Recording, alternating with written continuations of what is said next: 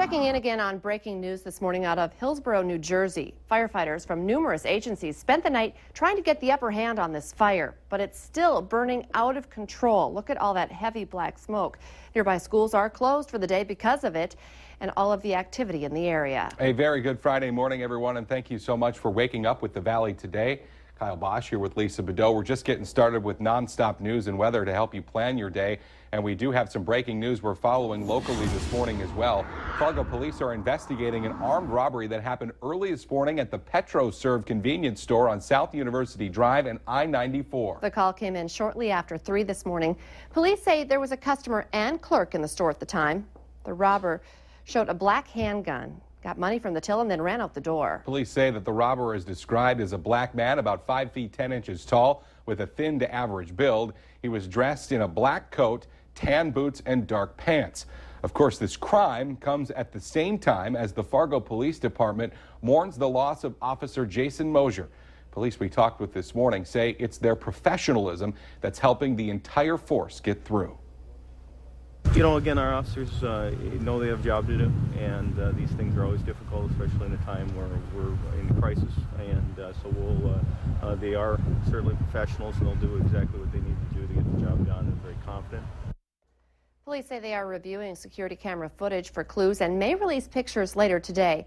If you have any information about this case or saw anything suspicious this morning, you're asked to call police. Just about to hit 6:51. Time to get a look at weather and traffic on the ones, and we get started with meteorologist Lisa Green. Good morning. Frigid day today and snow on the way for tomorrow. So still well into winter here on this as we make our way into mid-February. Wind chill advisory in effect until noon for a good portion of the Northern Valley. There are a lot of places that are feeling the chill today. We've got wind chills that are down into the 30 below range or more up in the north. That's in the dangerous category. You want to make sure that you take that seriously and layer up and make sure you cover up your skin if you're going to be outside. Southern Valley, we're looking at 20s and teens below. 24 below is what it feels like in Detroit Lakes and 20 below in Fargo. Actual temperatures are above zero in some spots. 2 degrees in Fargo, 0 in Grand Forks. But again, up north, we're in the double digits below zero, 13 below the cold spot in Langdon.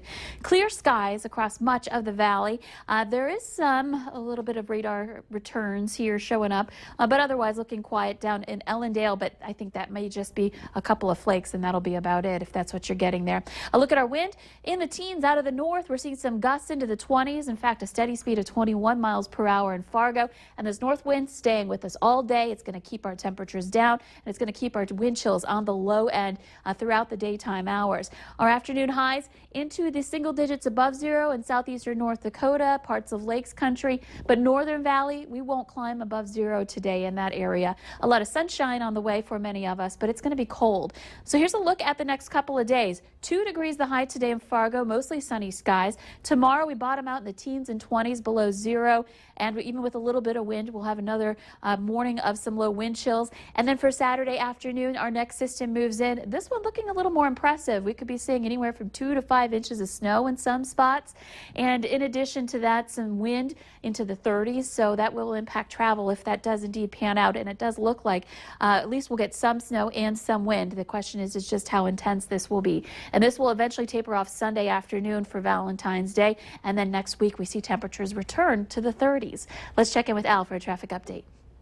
Lisa, I'm eastbound on Interstate 94 again, and you feel every bit of that 21-mile-an-hour wind you've been talking about. I was wondering if the winds had picked up, and by golly, you're right, they really have.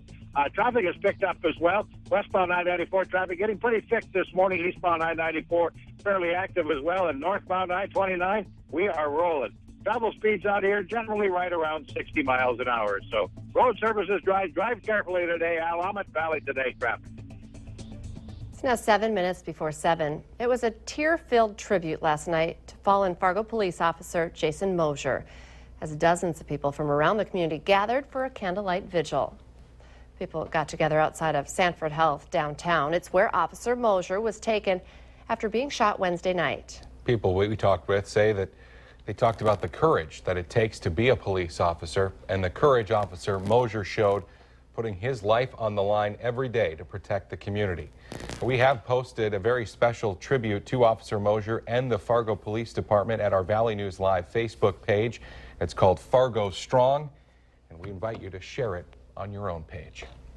Well, today the Fargo Police Department is still getting a little extra help from several neighboring law enforcement agencies as they continue to mourn the loss of one of their brothers in blue. The Valley Today's Christy Larson joins us live from North Fargo, where all of the events took place. Good morning, Christy. Yes, good morning, guys. It's definitely a different scene here this morning than it was yesterday morning when we were out here. Now, before yesterday morning, we had to stand way back. They had a big perimeter set up around this area. Now, coming back here today, you can even see that the house behind us, there's no more tape up. There's no more police presence here. Now, they did have some squad cars passing by us earlier this morning, probably just to make sure everyone around this area is still feeling safe after all the incidents that happened Wednesday night into Thursday morning. But it's definitely a different feeling as well. Yesterday, I talked with a couple of the officers who were sitting around the perimeters, and you could just feel not only the intensity of the situation, but also the emotion that was happening. Today, it seems a lot more quiet. And as we have talked about before, there was a lot of different tactics that many of those law agencies used, everything from the SWAT to the Bearcat car. And also, they had many different of those agencies out helping around using that drone that we talked about. But over these next few days, as the Fargo Police Department gives a couple of their officers some of those days off, I'm sure that outpour of community support is going to continue. As you guys just showed, not only that candlelight vigil last night, but I know that a lot of people are still going to be on Facebook and dropping off more bouquets of flowers at the Fargo Police Department today, just so everyone knows that Jason Mosier is still going to be in our thoughts through the weekend.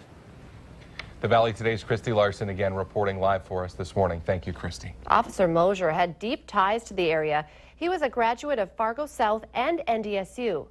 And the tragic story is impacting people who knew him and those who didn't. We caught up with one man who showed up at the Fargo Police Department downtown headquarters early yesterday morning with a bouquet of flowers while he was wiping away tears. His thoughts are a lot like what a lot of us are feeling.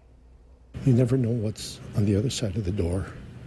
You never know what is behind the car door. This is what they do. They put their lives on the line for us. We need to show that support.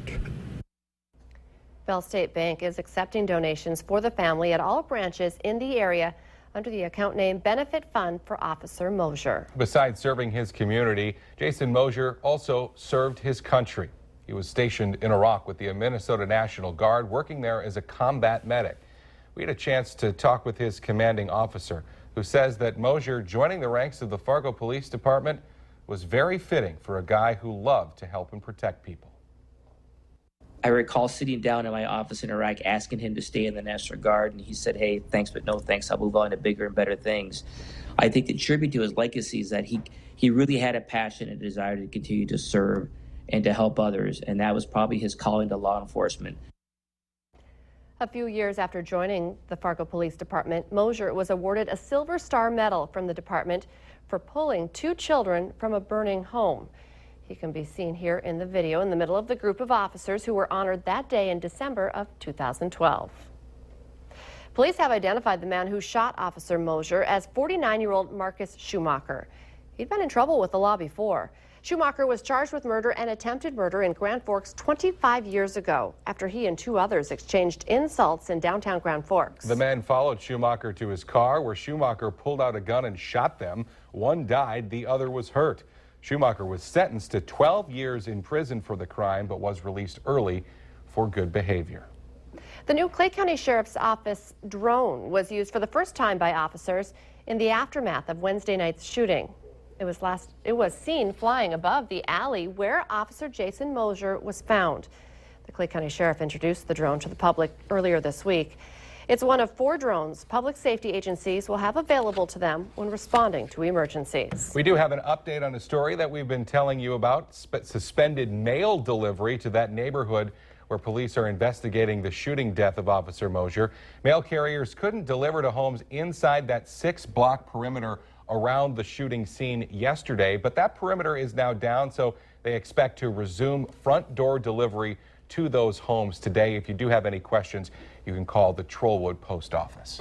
It's Friday, and that means it's time to take a look at this week's Valley's Most Wanted. Police are looking for 22-year-old Adam Lee Bush on charges of failure to appear on a 24/7 program and possession of a controlled substance.